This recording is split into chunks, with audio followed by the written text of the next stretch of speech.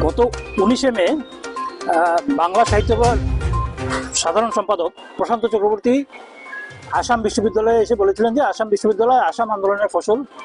তারপর এই নিয়ে সারা বরাক জুড়ে বিতর্ক তৈরি হয় এবং সেই বিতর্কের পরিপ্রেক্ষিতে তিনি তার বক্তব্য সংশোধন তো করেননি, উল্টো বরাকবাসীকে মেরুদণ্ডহীন এবং বরাকি বাঙালি বলে অভিহিত করেছিলেন।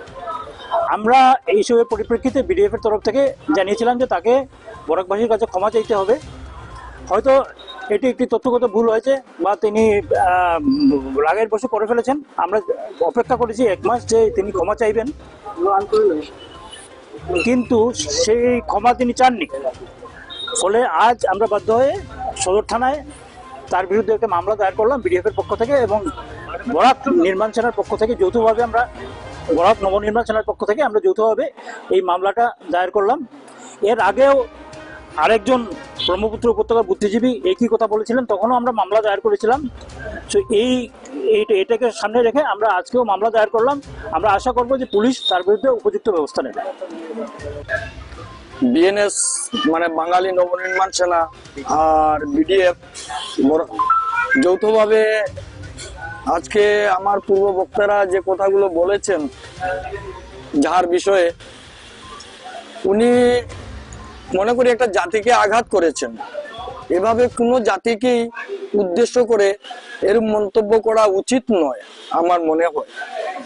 তারপর এমন দিন করেছেন যেদিন এই জাতির একটা আত্মসম্মানের একটা ভীষণ বড় দিন 19শে মে, যেটা আমরা পূর্বপুরুষ থেকে পালন করে আসছি, আজ অব্দি পালন করে আসছি। যদিও এটার কোনো সুরাহা হয়নি সরকারের তরফ থেকে, কিন্তু আমরা প্রত্যেকবারই দাবি রেখেছি, আবেদন জানিয়েছি, অনুরোধ জানিয়েছি, এবারও সেরূপ করছি। কিন্তু ওই দিন এই মহাশয় যেভাবে আমাদের বরাকের অপমান করেছেন বরাকি বলে, আর বাঙালিদের মেরুদণ্ডহীন বলে একটা জাতিকে নিক্ষেপ করেছেন উনি উক্তি, এটা উচিত হয়নি আমার মতে। তাই আজকে আমরা যৌথভাবে বরাক ডেমোক্রেটিক আর বাঙালি নবনির্মাণ সেনা উনার বিরুদ্ধে আমরা অপেক্ষা করেছি অতদিন। যদি উনি নিজের থেকে স্লিপ অফ টাং, অনেকের অনেক সময় হয় মুখ থেকে ফিসলে যায় অনেক কথা, এতে যদি কেউ অ্যাপোলজি স্বীকার করে তখন সেটা ক্ষমাপ্রার্থী হয়ে যায়।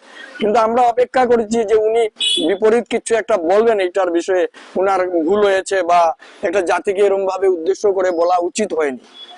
এটা বললেও আমরা হয়তো চুপ থাকতাম, কিন্তু আমরা অনেকদিন অপেক্ষা করেছি। আগেও এরকম অনেক কিছু আমরা পেয়েছি উপহার, যেগুলো আমাদের সহ্যের বাইরে। আজকে তাই আমরা যৌথভাবে আজকে আইনের শরণার্থী হয়ে দাবি থাকবে উনি এটার জন্য ক্ষমাপ্রার্থী হতে হবে। উনাকে অবিলম্বে যাতে প্রশাসন এই বিষয়ে উনাকে জিজ্ঞাসাবাদ করেন, গ্রেপ্তার করে উনাকে আমাদের কমসে কম বাঙালি জাতির একটা আত্মার শান্তির জন্য কমসে কম উনি যদি 2টা কথা বলে ক্ষমাপ্রার্থী হন, তো আমরা সন্তুষ্টি নেব।